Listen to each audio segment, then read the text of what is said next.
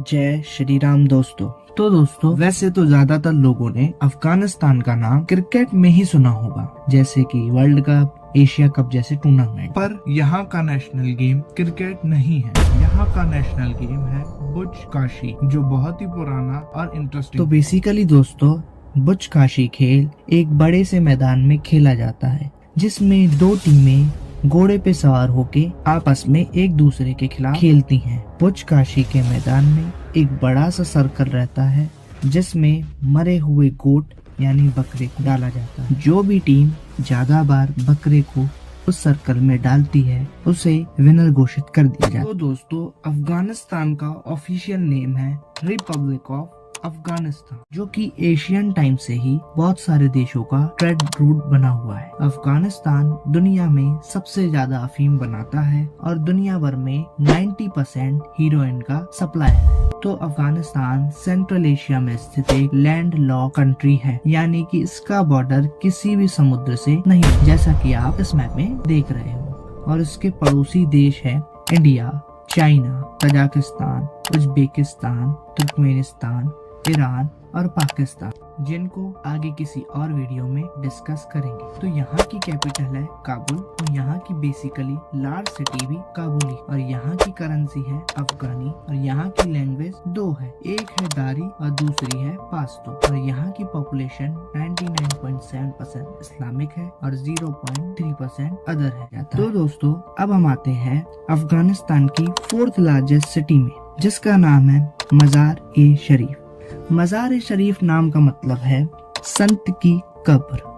तो यहाँ एक मकबरा है, जो कि इस्लामिक पैगंबर मोहम्मद के चचेरे भाई, दामाद और साथी हजरत अली इन तालिब की कब्र का संदर्भ है। ये मकबरा शहर के केंद्र में बड़े नीले टाइल्स वाले अभ्यारण्य और मस्जिद में स्थित है, जिसे अली की दरगाह या ब्लू मस्जिद के नाम से भी जाना जाता है। यह सिटी हिस्टोरिकल और कल्चरल सिग्निफिकेंट के लिए भी जानी जाती है। तो चलिए अब बात करते हैं हिस्ट्री की। वैसे किसी भी देश का इतिहास बहुत बड़ा होता है, पर यहाँ हम इतिहास के कुछ ही पॉइंट्स को ही हाईलाइट करेंगे। जैसे कि 17वीं सेंचुरी में अफगानिस्तान नाम का कोई राष्ट्र नहीं था। अफगानिस्तान पहले एक हिंदू राष्ट्र था, जो कि अखंड भारत में आता था। बाद में वह बौद्ध राष्ट्र बना और अब वह एक पूरी तरह इस्लामिक राष्ट्र है। अफगानिस्तान नाम का विशेष प्रचलन अहमद शाह दुरानी के शासनकाल में हुआ था, जो कि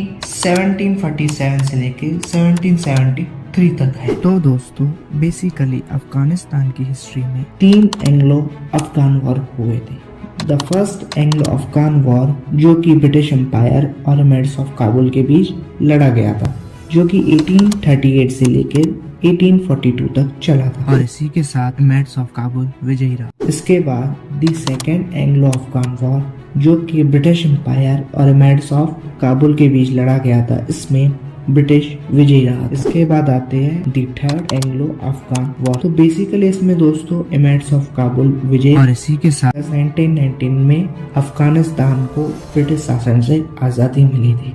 पर दोस्तों 1978 में सोवियत यूनियन ने फिर अफगानिस्तान में अपना कब्जा जमा लिया था, और इसी के साथ साथ इंटरनल प्रेशर के कारण 1989 में उन्होंने अफगानिस्तान छोड़ दिया। पर दोस्तों 1994 में तालिबानी अफगानिस्तान में एंटर कर चुके, और साथ ही साथ 1996 में उन्होंने मौका देखते हुए अफगानिस्तान के काबुल पर कब्जा जमा दिया, और अपने शासन के दौरान इन्होंने महिलाओं पर बहुत अत्याचार किए। और आज भी अफगानिस्तान में ज्यादातर तालिबानियों का ही शासन है, और यह देश आज भी आजाद नहीं हो पाया। तो इसी से जुड़े एक टॉपिक की बात कर लेते हैं।